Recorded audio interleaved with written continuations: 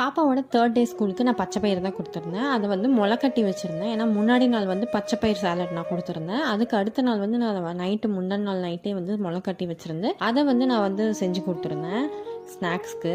Carrot தேங்காய் எல்லாம் துருவி போட்டு பெப்பரு சால்ட் எல்லாம் போட்டு கொடுத்துருந்தேன். கொஞ்சமாக பாப்கார்னு, கொஞ்சமாக நன்னாரி ஜூஸ் கொடுத்துருந்தேன். ஏன்னா நன்னாரி ஜூஸ் வந்து பாப்பாவுக்கு ரொம்பவே பிடிக்கும். அது ரொம்ப கூலிங் கூட. என் பாப்பாவோட உடம்பு ரொம்ப ஹீட்டு.